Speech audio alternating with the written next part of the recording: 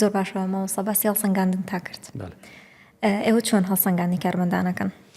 و چۆنیش دڵنیا بن و ئێستا بۆ نمونە کۆمەڵی بابەتتان باس کرد لە چاوپێکەوتان لەوانەیە بیکەن لەگەڵ ئەو کەسێک کە ڕوو لە میهرەبانیەکە بۆی لێرە دەست بکات بەکارکردن. لە چاوپێکەوتەکە با تەواویکەین بەشێکمان باس کرد کەمێک ئەومان کرد بوورە ئەو بەشەی گوتمان لە بەعدەکەی کە بەعدی ئینسانیەکەیە کە بێ ئەم کارمەندە ئەو بەعدەی تیابێ بەڕاستی تەرکیزی لەسەر دەکەین چونکە ئێمە وەکو باسمان دوای پێویستە خزمەت بکە خزمەتی خەڵک بکە خزمەتی هەوڵاتی و نەخۆشەکان بکە. بەشی دووەمەکەشی زانینی علمێتی ئیشەکەیە يعني مثلا ئەم بەشەکە HR زۆر تەرکیزی لەسەر دەکا لە لیژنەکە هەر بەشێک لە نەخۆشخانەی میهرەبانی بەرپرسێک و مستەلیمێکی هەیە دێ لە مقابلەکە بەشدار دەبێ لە جانبە علمیەکەی و جارێ ئێمە کەرستەکان دێنین بۆ نمونەگەن کە نێرسێک وەردەگرین هەموو پێداویستیانەی نێرسین کە کانولایەکمان بۆ کانونمان بدا ئەمە زار هەیە علمیان مەسەن نیو سعات بەس پرسیاری علمی بێ دەکەین بۆی لە علمێتەکە دەرچی بۆیە يعني سپاسی ئەوانە دەکەین کە دێن وەردەجێنەوە ئەوانش کە وەرناگیرێن دەبی ئەوها بزانن چونکە ئێمە دەوێتمان کارمەندەکە بە مواصفاتێکی باش وەربژێریە و بتوانێت ئەچێت بۆیە دوای ئەوەی کە لەوێ دەرچوو با بڵێن ئەگە دەرنەچوو طبعاً ئەوە کۆتایی يعني چاوپێکردن کۆتایی بێ لە مەسەل لەوانەی تر با بڵێن کەسێک دەرەچێت دوو کەس دەرەچێت قۆناغی دوای دەرچوون لە مقابلەکە دەرچووی تر تەواو نەخێر زۆر باش کە لە مقابلەکە دەرچوویشتە تەواو نەبووە قۆناغی تر دەست پێ دەکا قۆناغی تێستە ئێمە دوو با بڵێن دەتوانین بڵێن دوو تێستمان هەیە قۆناغی تاقیکاریە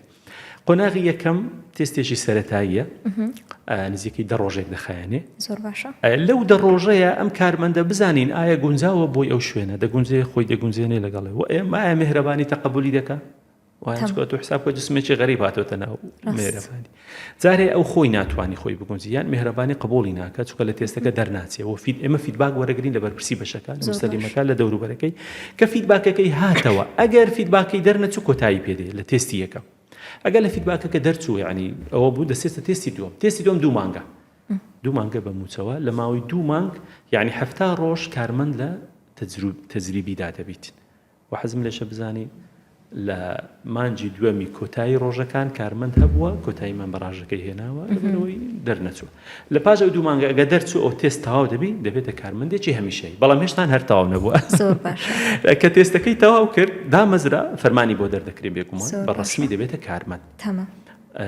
طبعا کە فەرمانیشی بۆ دەکرێت ئەویش سیستەمی HR بە شێوەیەکی ئەلکترۆنی ناوی دەچێتە ناو قائمە و دەچێتە ناو بەشەکەی خۆی و کۆدی بۆ دادەندرێ و کە فەرمانەکەی بۆ دەرچوو دەچێتە لە بەشی IT پەنجەمۆری دەکاتەوە واتە تۆماری پەنجەمۆری بۆ دەکرێت چونکە